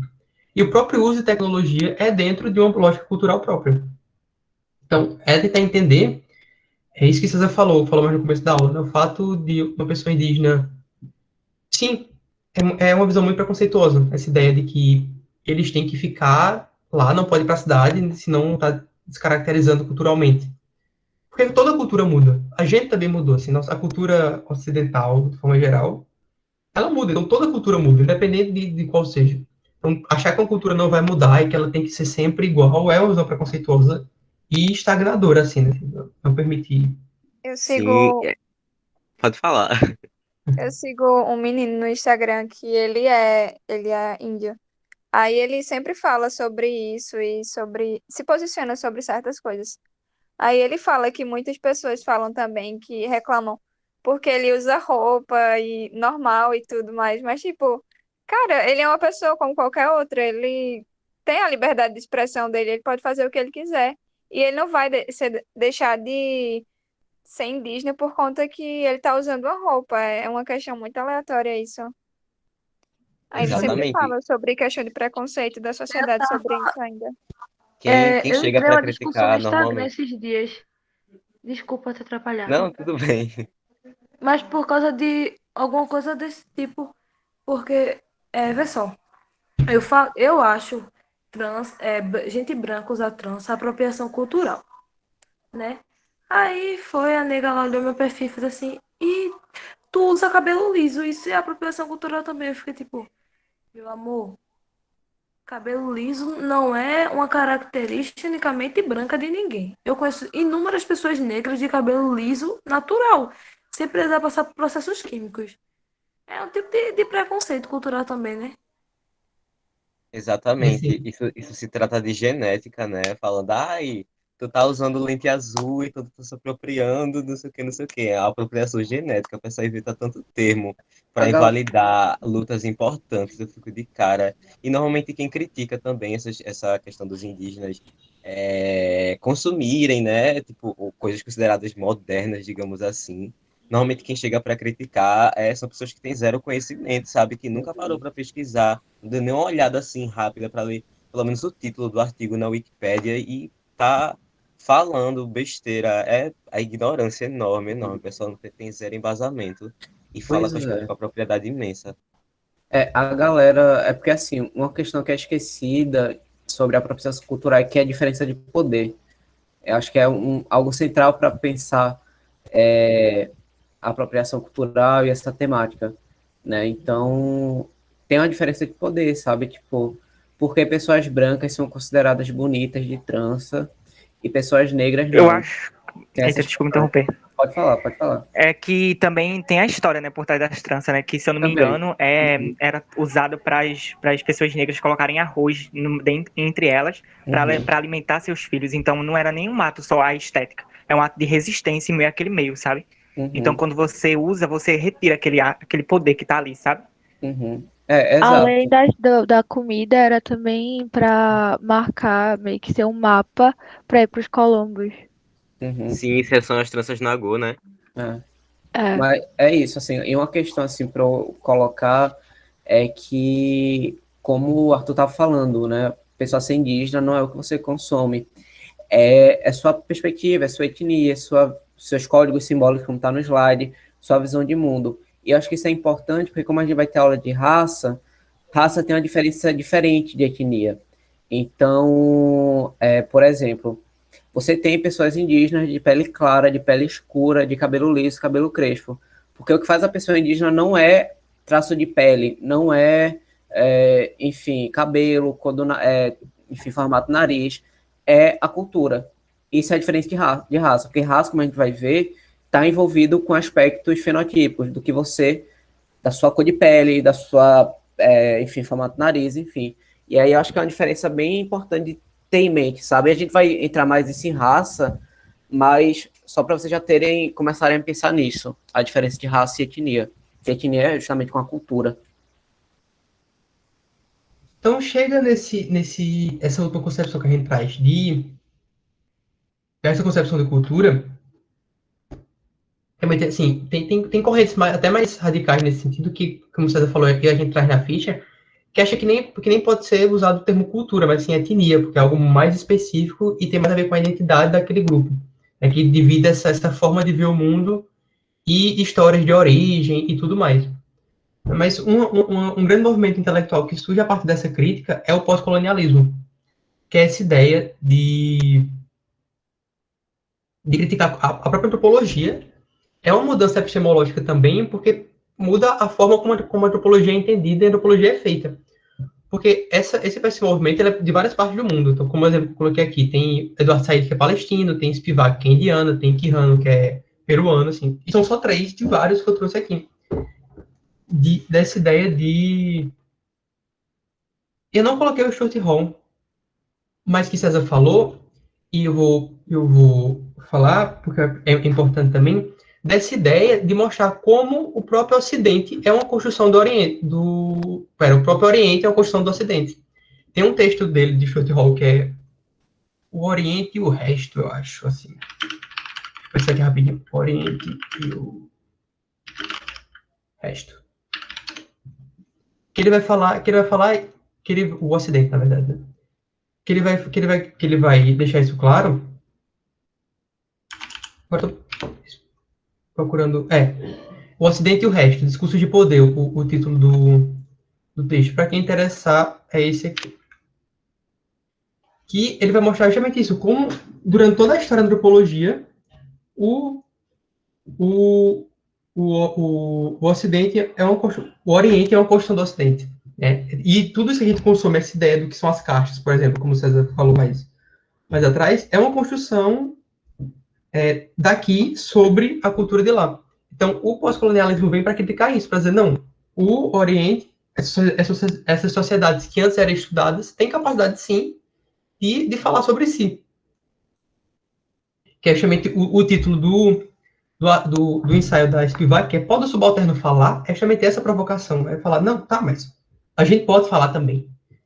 E tudo mais, né? Então, vai vir o Eduardo Said com essa ideia do orientalismo. Eu gosto muito. Essa foto, inclusive, é num protesto na Palestina. Ele tá atacando pedra em alguma coisa, assim, que é uma foto que eu gosto muito também. Disso, assim, esse movimento que vai falar, não, essas culturas que antes eram estudadas, agora tem exigindo esse local como construtor do conhecimento, não apenas sociedade a ser estudada. Tu não entende? Tu não tá entendendo Tá uma a discussão aula? paralela no chat aí. Sim, eu tava dando uma olhada aqui.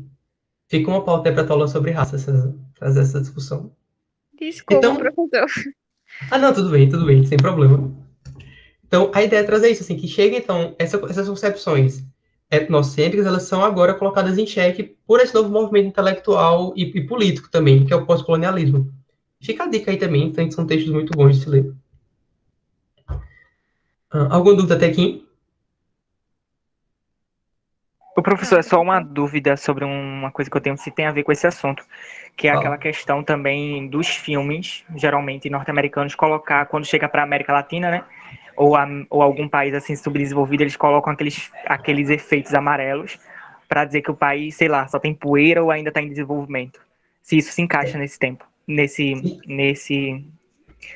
né, nesse assunto. Se encaixa sim. Não deixa de ser que o próprio Quijano vai falar disso, dessa colonialidade a partir do eurocentrismo na América Latina. Então, não deixa de ser um tipo de construção preconceituosa, etnocêntrica também, eu acho. Concorda, César? Concordo, acho que é isso. São estereótipos criados e preconceitos a partir da imagem e do cinema especificamente. Eu concordo. Então, Acho que é isso. Agora César vai dar exemplos de como é Eu que é a vou, antropologia hoje. eu vou dar uma carreirinha por causa do horário, mas eu já vou fazer uma questão de crítica, assim, porque a antropologia, como a gente viu, esse caráter problemático do evolucionismo, justificou muita dominação em povos não europeus. Então, a antropologia, através do seu discurso de que povos eram primitivos, possibilitou que o Império Britânico, que era o principal na época, dominassem a África, a Ásia, então, e a América Latina, de forma geral. Então, a antropologia teve esse papel de justificação de dominação sobre outros povos. E diversas atrocidades foram feitas. O zoológico humano foi algo realizado nos Estados Unidos e na Europa, ou seja, grupos étnicos diferentes, geralmente população negra e indígena, era colocada como exposição para europeus verem. Então você tinha uma etnia lá, não sei, Zulu, que estava sendo exibida para povos europeus. E essa é uma imagem de uma época, essa de cima. Tinha piores, inclusive, eu escolhi um pouco. Pois é, Franciele. E aí a antropologia foi um veículo disso, assim, possibilitou no início. E também muitos artefatos foram roubados de diversas comunidades, porque eram considerados materiais de pesquisa para antropólogos. E aí hoje tem um movimento de restituir, de devolver esses materiais para as comunidades de origem, para os grupos de origem. E aí está falando no slide. Isso, Vênus Negra é um filme bom para isso. Tá falando aí, a Alemanha devolverá artefatos históricos roubados da Nigéria durante a colonização. E como eram materiais de pesquisa, muitos artefatos até hoje estão guardados em museus, em universidades, e nunca foram devolvidos para os grupos de origem. Então, é algo que a antropologia justificou durante muito tempo. Hoje não mais, tem seus problemas, mas não mais. Novas perspectivas. Eu não vou ler, pode passar. Eu não vou ler esse texto inteiro, porque não tem tempo. Mas é para pensar que a democratização da universidade, com as cotas étnico-raciais, as cotas sociais, possibilitaram que vários grupos acessassem a universidade. Grupos marginalizados, que antes eram vistos enquanto objetos de estudos. População indígena, população quilombola, população mais vulnerável socioeconomicamente falando. E aí uma grande... Enfim, Felipe Neto falou muitas besteiras, né? Inclusive falou agora mesmo, ele falou de uma crítica que a academia supostamente não fala com a sociedade, a academia é um academicismo, um termo muito vago. E aí, uma autora chamada Fabiana Moraes, no Intercept, que fez a Vaza Jato, ela critica isso, porque ele não leva em conta como a universidade, atualmente, 10 anos, tem pesquisadores e pesquisadoras oriundas de comunidades minoritárias, minorias econômicas, políticas, sociais, enfim, todos os recortes, mulheres, negras, LGBTs, indígenas, quilombolas, enfim. E quando você une tudo em academicista, você ignora isso, ou seja, ignora essa revolução que está tendo na academia brasileira. Pois é, Ramon, eu acho que não. E fica falando de senso comum, e essa autora justamente faz essa crítica ao Felipe Neto. E a antropologia, pelas novas tecnologias, vocês falaram, diversas pessoas vocês seguem que falam de temáticas sociais, justamente pelas novas tecnologias. Então, possibilitou que populações indígenas, quilombolas, falassem sobre sua própria vivência, que antes só era realizada através da mediação de uma pessoa que fazia antropologia. Então, ela era a porta-voz desse grupo e representava, supostamente, todo o saber desse grupo.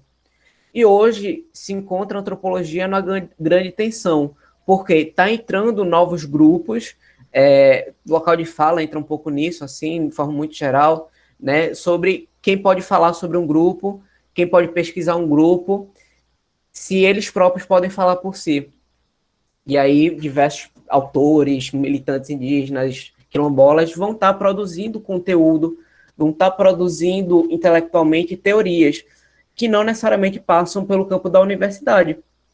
E aí o grande dilema hoje da antropologia é lidar com isso, é lidar com esses novos saberes. saber balancear isso.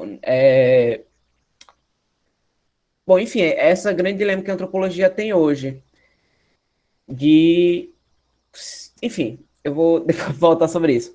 Ele falou, Dandara, foi em resposta a um tweet de alguma coisa celular, não é o ator, que ele fez um tweet sobre, não Felipe Neto, esse celular, e que a população está consumindo menos carne em 25 anos. Será porque a população está consciente ou porque está sem dinheiro? E muita gente caiu em cima porque, obviamente, uma crise social, econômica, a população passando fome, e Felipe Neto foi defender um milionário. Aí, enfim. Professor é sem dinheiro mesmo, viu? Porque a pessoa vai no mercado comprar carne com R$ 100, volta com 2 bandejinhas, acabou o dinheiro. Pois é, e o pessoal tava criticando se era, enfim, falta de dinheiro ou fome, caiu em cima, porque era fome. O pessoal não tem dinheiro. E aí, Felipe Neto foi defender o rico. E foi um negócio mais ou menos desse. Mas, enfim. E aí, eu trouxe vários exemplos de populações indígenas e quilombolas que estão produzindo seus próprios conteúdos. Que a antropologia está em debate, assim, né, de abrir esse espaço, de fazer esse diálogo.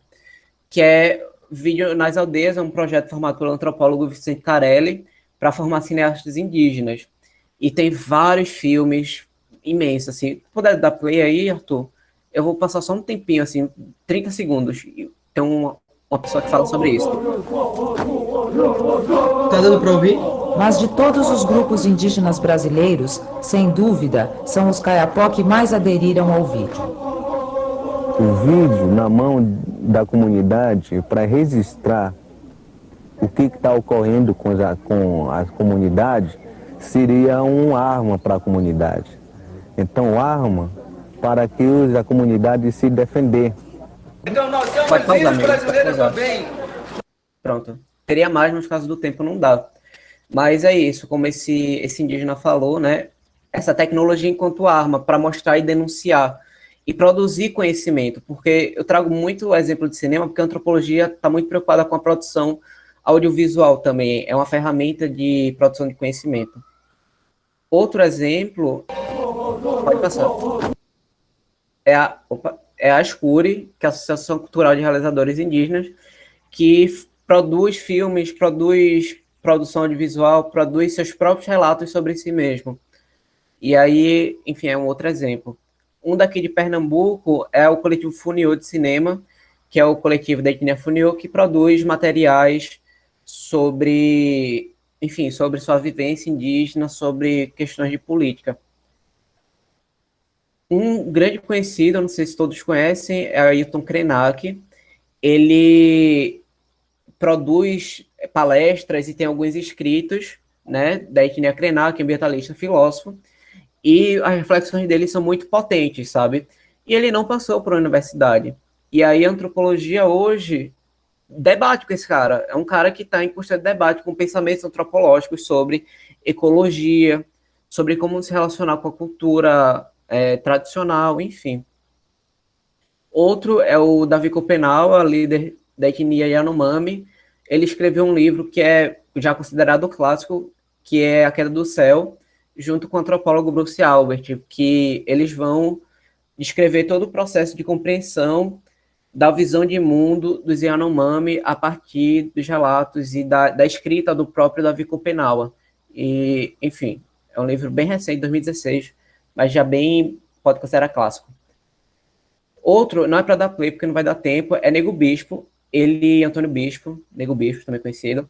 Ele é escritor, poeta, líder político do quilombo Sacurtume, em São João do Piauí, e ele tem um trabalho incrível, assim, sobre reflexão sobre o impacto da colonialidade sobre povos quilombolas e indígenas. É um debate extremamente potente, assim, ele tenta refletir sobre questões da relação do ser humano com a natureza, que a antropologia também realiza, assim. Então, é um cara que está sempre em evento, é um cara incrível, assim, que vocês devem procurar. Eu queria passar um vídeo, mas não vai dar tempo. Outra é Ana Cláudia Matos, que é Ana Mumbuca, que é mestre em desenvolvimento sustentável e é do Quilombo Mumbuca, em Jalapão, no Tocantins. ela tem um trabalho sobre contracolonialismo, como recriar as narrativas que o quilombo dela sofreu hegemonicamente. Porque o quilombo dela é conhecido por capim dourado, não sei se vocês conhecem, mas é um material de artesanato que tem uma cor muito parecida com ouro. E teve novela que foi feita lá, e foi um relato roubado, ela contando numa aula com a gente. Enfim. Pois é, e Falas da Terra, total. E aí é esse processo, na dissertação dela, de criar novas narrativas através de um trabalho coletivo com seu quilombo, que ela formou um grupo de estudo, para reformular outras narrativas sobre o quilombo Mumbuca. E é um trabalho incrível e como eu disse, o que a antropologia está lidando hoje, esses novos pensadores que não necessariamente passam para a universidade, mas têm relatos extremamente potentes para se pensar uma produção antropológica, para se pensar a sociedade. E é isso. Acho que deu uma corridinha. E uma última questão bem rápida, só para não dizer que não fez. É a questão que a gente já discutiu bastante em aula também. Tu quer ler essa, César? Eu leio. Pode ler. A difusão das tecnologias das redes sociais são a realidade nos tempos atuais. É inegável o alcance que as redes sociais podem ter. Por isso, muitas pessoas estão utilizando as ferramentas para produzir conteúdos. A postagem abaixo de Genarron Urrain, indígena da etnia Pataxó, aponta como sendo um equívoco a ideia de que, ao utilizar tecnologias, se estaria perdendo a cultura. Então, a postagem pode ser considerada errada, pois a cultura não pode mudar com o tempo, sendo necessário manter seus aspectos originais. Correta, pois com a inserção das tecnologias, as sociedades primitivas, elas evoluem rumo à civilização. Correta, pois a cultura é dinâmica e muda com o tempo, a partir de mudanças internas e da assimilação de outras ferramentas e costumes. Letra D, é errada, pois a saída dos indígenas da aldeia se perde as características culturais. E letra E está correta, pois os indígenas precisam se comunicar da mesma forma que os habitantes da cidade. A resposta é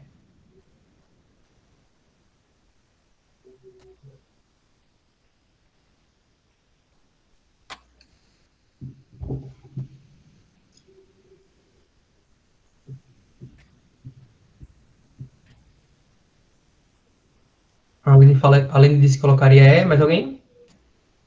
Seu E. Priscila colocaria E também? Eu falo letra E.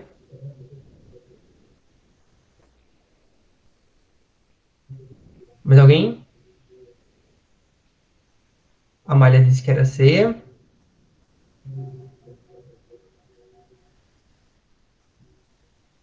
Quem falou que a letra E? Por que acha que a letra E?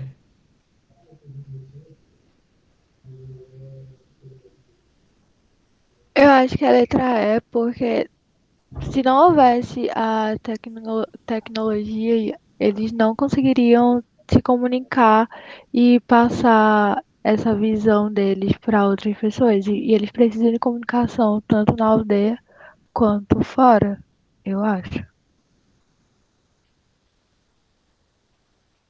Mais alguém quer falar?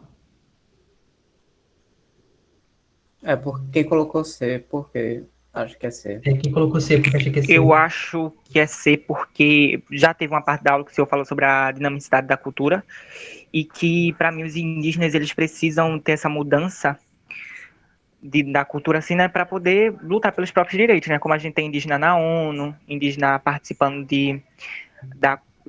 do plenário brasileiro e essas coisas, entendeu? Acho que é por isso.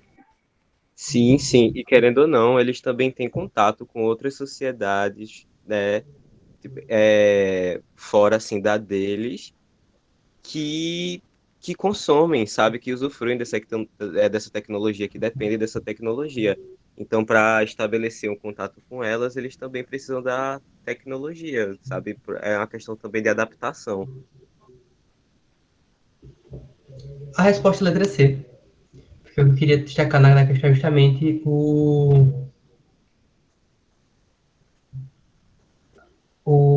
realmente a dinamicidade da cultura, que assim, que a cultura é dinâmica e muda com o tempo, e que não é possível você perder a sua cultura, assim, né? A cultura não é o que se perde.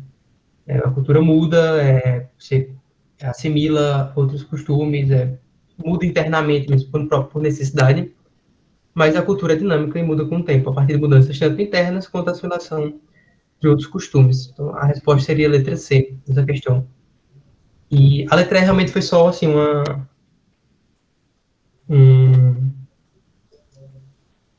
não sei, uma pegadinha, mas realmente para gerar essa dúvida e colocar debate, assim.